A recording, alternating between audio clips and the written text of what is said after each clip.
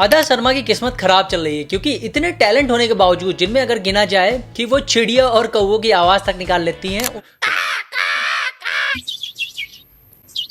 उनका plus point है ये, फिर भी उनको मूवीज और सीरीज जो मिल रही हैं वो बुरी तरह फ्लॉप हो रही हैं। हेलो गाइस, मेरा नाम है प्रवीण और आप देख रहे हैं फिल्मी इन रियल। तो बात करते हैं आदा शर्मा की। रिसेंटली उनकी बस्तर द नक्सल स्टोरी एक मूवी आई थी जो कि एक रियल इंसिडेंट के आसपास घूमती रही और बॉक्स ऑफिस पे उल्टी करके चली गई। हालांकि आदा शर्मा की एक्टिंग ठीक थी बट मूवी में दम नहीं था। From direction to screenplay everything was poor. इसके पहले केरला स्टोरी में उनकी एक्टिंग अच्छी थी, लेकिन कंट्रोवर्सीज के चलते लोग उनकी तारीफ और बुराइयां दोनों ही कर रहे थे। और अब डिज्नी हॉटस्टार पे आई है एक सीरीज रीटा सान्याल, जो कि अमित खान, हाँ सही सुना, अमित खान की एक नॉवल रीटा सान्याल पे बेस्ड है और ये एक लीगल कॉमेडी ड्रामा है। अमित खान ने रीटा सान्याल सीरीज की 22 नॉवेल्स पब्लिश की थी और ये एक उनकी हाईली सक्सेसफुल सीरीज थी। लेकिन उन्हें क्या पता था कि इसकी जब भी टीवी सीरीज बनेगी तो हॉटस्टार पे आके टैटी कर देगी। मतलब इतनी वाहियात कॉमेडी, बिना सर पैर के सीन्स हैं, जैसे कि किसी बच्चे को कुछ उल्टा सीधा बता के कहानी सुनाई जा रही हो। बात करें कहानी की तो रीटा सान्याल यानी आदा शर्मा एक केस लड़ रही हैं जो उन्हें इत्तेफाक से मिला है। बार होगा कि एक वकील अपने ही क्लाइंट को गुनहगार प्रूव कर, और उसके अपोजिशन लॉयर यानी राहुल देव,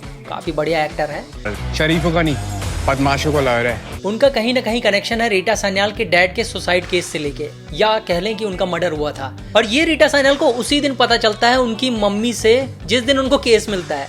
और भाई इतना देखने के बाद मेरा मन दीवार में सर मारने का किया। तो करना।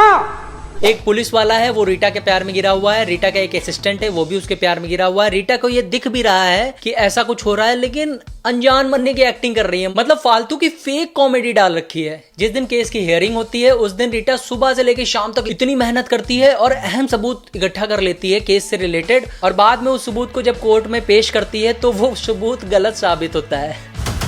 और ना जाने कितने नॉनसेंस सीन हैं जिन्हें देखने के बाद मुझे 3 घंटे तक भगवान से अपने कॉमन सेंस वापस पाने की प्रार्थना करनी पड़ी कि भाई अच्छा हमको सिखा रिया है। और कौन है भाई इसका डायरेक्टर, क्योंकि आदा शर्मा जैसे टैलेंट से ओवर एक्टिंग करा रहा है। और गलती इसमें आदा शर्मा की भी है कि वो ओवर एक्टिंग की दुकान खोलने की कोशिश भी कर रही है। Maryam Samadi from Iran. क्यों हॉटस्टार का नाम डुबा रहे हो भाई। कमांडर करण सक्सेना एक अच्छी नॉवल थी अमित खान की, बट इसकी सीरीज भी बेकार ही है। वैसे अमित खान की नॉवल में कोई कमी नहीं है, क्योंकि मैंने बिच्छू का खेल देखी है, that is very good series, जिसमें मिर्जापुर के मुन्ना भैया नजर आए थे। सो भाई मूवी या सीरीज की कास्ट, उसका डायरेक्शन और प्रोडक्शन हाउस कितना मैटर करता है। इवन इफ द कहानी इज परफेक्ट, अगर ये सब अच्छा नहीं है तो सीरीज और मूवीज टैटी बनती हैं। मतलब कहानी को कैसे शो किया जा रहा है और कैसे एक्ट किया जा रहा है, ये बहुत ज्यादा मैटर करता है। Overall Hotstar was trying to be very smart कि 4 एपिसोड अभी रिलीज कर देता हूँ और धीरे धीरे बाकी एपिसोड्स रिलीज कर दूंगा। बट भाई इतनी बेकार सीरीज है कि फालतू को रोक रोक के एपिसोड रिलीज करने की जरूरत नहीं है।